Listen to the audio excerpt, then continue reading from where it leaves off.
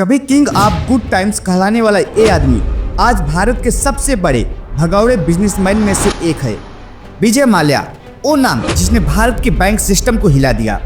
18 दिसंबर 2015 विजय माल्या ने 14 करोड़ लगा के अपने 16 इयर्स की एक ऐसी पार्टी दी कि पूरी दुनिया में हेडलाइन बन गई। यहाँ स्पेनिश के सिंगर इरिकी इग्लियाज और सोनू निगम जैसे बड़े स्टार परफॉर्म कर रहे थे। चैंपियन को पानी की तरह बहाया जा रहा था और दुनिया भर के सारे लोग डांसिंग लाइट के नीचे डांस कर रहे थे।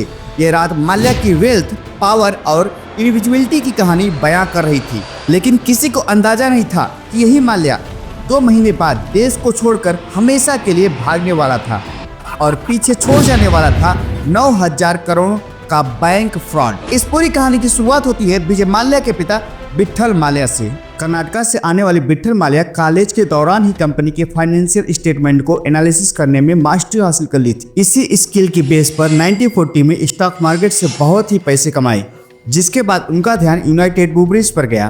ब्रिटिश ने इंडिया में शराब सप्लाई करने के लिए जगह जगह पर ब्रूवरीज लगाई थी और 1950 में इन्हीं ब्रूवरीज को मर्ज करके जो कंपनी बनी उसका नाम पड़ा यूबी यानी यूनाइटेड ब्रूवरीज। 1946 में विट्ठल माल्या ने ब्रूवरीज के शेयर खरीदना शुरू कर दिए और 2 सालों में महज 24 साल की उम्र में यूबी के चेयरमैन बन गए। चेयरमैन बनने के बाद उन्होंने यूबी के प्रॉफिट को यूज करके कई और लिक्वर कंपनी को एक्वायर किया और एक मैसिव लिक्वर बिजनेस बना लिया। लेकिन विट्ठल माल्या केवल लिक्वर बिजनेस तक लिमिटेड नहीं रहे। उन्होंने अपने स्किल्स और प्रॉफिट को यूज करके कई और सेक्टर की अंडर वैल्यूज कंपनीज को एक्वायर किया। 1981 तक उन्होंने 10 breweries, 14 industries, 7 process food company, 6 investment company, कई और ऐसी कंपनी को एक्वायर करके एक बहुत बड़ा बिजनेस एम्पायर बिल्ड कर लिया था, जिसका टोटल वैल्यू करीब 350 करोड़ रुपए था। इतना बड़ा बिजनेस बिल्ड करने के बाद भी वे सिंपल नेचर के थे, हार्ड वर्क पर बिलीव करते थे, एक एक पैसे के खर्च का हिसाब रखते थे। लेकिन उनकी एल्कोहलिक नेचर ने निगेटिवली इम्पैक्ट कर दिया था।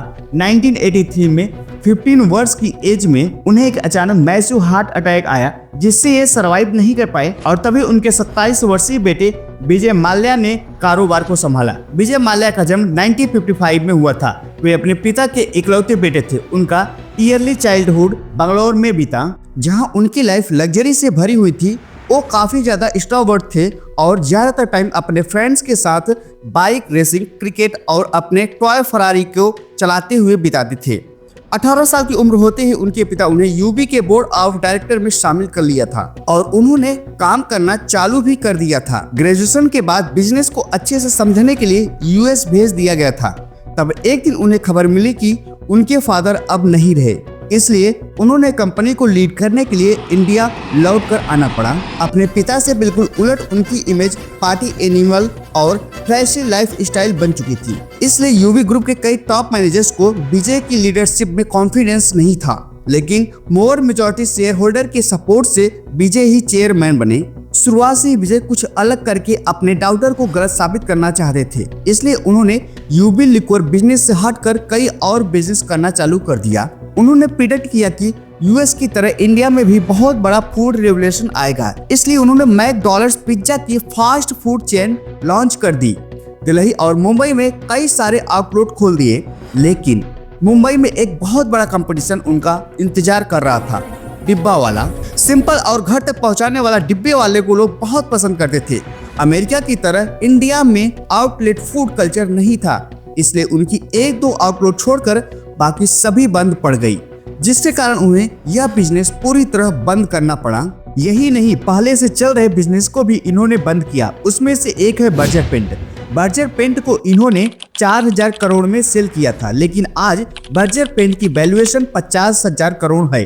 जहां इनके द्वारा शुरू किए गए बिजनेस में घाटा हो रहा था, वहीं लिक्वर बिजनेस यानी किंगफिशर में इन्हें अच्छा मुनाफा हो रहा था। 1986 में बेंगलुरु में रामदा नाम का पहला पब खुला और बहुत ही जल्द नाम बदलकर द पब रख दिया गया।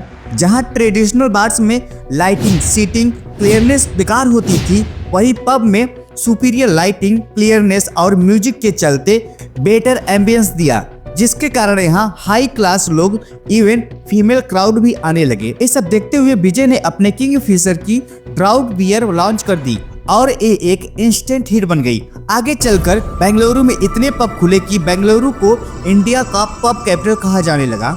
इवन यही पब कल्चर पूरे इंडिया में खुला, जिसका फायदा मिला विजय माल्या को। इसके अलावा जहां हो सके वहां किंगफिशर के ब्रांड को विजिबल कराया गया। डेयरी, फुटबॉल और फैशन शो को स्पॉन्सर किया। किंगफिशर का स्विम सूट कैलेंडर लॉन्च किया। इसी कैलेंडर में दीपिका पादुकोण, ईशा गुप्ता, कैटरीना कैफ जैसी एक्ट्रेस को लॉन्च किया। किंगफिशर के बाद इन्होंने विस्की बिजनेस में एंटर किया। इनके पास पहले से मैकडॉल नंबर 1, बैग पीपर जैसे पहले से ब्रांड थे और साथ में दूसरे ब्रांड को तेजी से एक्वायर करना शुरू कर दिए। बहुत जल्दी whisky royal challenge, black dog, antiquity launch किया। ये यही नहीं रुके, इसके बाद ब्रांडी, रम, गिन और का वाइन में भी अपने बिजनेस को एक्सपेंड कर दिया। विजय को पता था इंडिया में अपने बिजनेस को एक्सपेंड करना है तो इनके पास पॉलिटिकल पावर होना जरूरी है, इसलिए इन्होंने कुछ पॉलिटिशियन की मदद से लोकसभा के सदस्य भी बन गए। इसके बाद इन्होंने वर्ल्ड क्लास एयरलाइन लॉन्च किया, पर उन्हें यह नहीं पता कि उनका यह गलत डिसीजन उनके पूरे बिजनेस को बर्बाद कर देने वाला था। विजय ने अपनी नई एयरलाइन का नाम रखा किंगफिशर एयरलाइन। विजय माल्या चाहते थे कि वह अपने बेटे को बर्थडे पर गिफ्ट करे, लेकिन पूरी कोशिश के बाद भी लॉन्च नहीं होती है। 9 मई 2005 को फाइनली मुंबई से बेंगलुरु के लिए उड़ान भरती है, जिसमें विजय माल्या स्वयं बैठते हैं।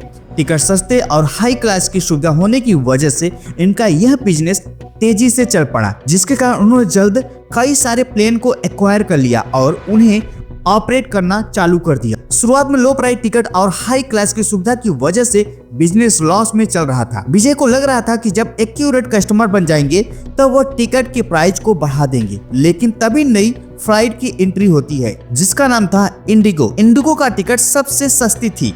विजय ने जैसे टिकट का प्राइस बढ़ाया वैसे ही पैसेंजर्स इंडिगो में शिफ्ट हो जाते हैं, जिससे किंगफिशर पूरी तरह से घाटे में चलने लगती है।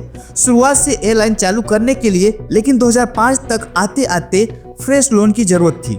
ऐसे में माल्या ने IDBI बैंक को कारपोरेट लोन के लिए अप्रोच किया। किंगफिशर की फाइनेंशियल हालत इतनी खराब थी कि कोई भी बैंक लोन देने के लिए तैयार नहीं थी, लेकिन माल्या ने अपने पॉलिटिकल पावर का इस्तेमाल करके 950 करोड़ का सैंक्शन कर लिया। बैंक ने किंगफिशर ब्रांड को एसेट की तरह मानकर 450 करोड़ और लोन दे दिया। 2010 तक 7000 करोड़ का लोन हो चुका था। बैंक को लगा अगर और लोन दे दे तो कंपनी मुनाफा करके उनका लोन वापस कर देगी, लेकिन बैंक की यह सबसे बड़ी गलती थी। 2015 में CBI की इंक्वायरी शुरू होती, जिसके लिए माल्या ने लोन लिया था, उसके लिए वह यूज नहीं किया। CBI ने पिटीशन डाल दी कि माल्या को देश बाहर न जाने दिया जाए, लेकिन CBI ने देर कर दी। उससे पहले माल्या को पता चल गया कि उसे जेल भेजे जाने वाला है। उसने अपने प्राइवेट प्लेन से 7 बड़े सूटकेस समेत वहां से चला जाता है और तब से लेकर आज तक वह इंडिया वापस नहीं लौटा और पीछे छोड़ गया 9091 करोड़ का बिग स्कैम।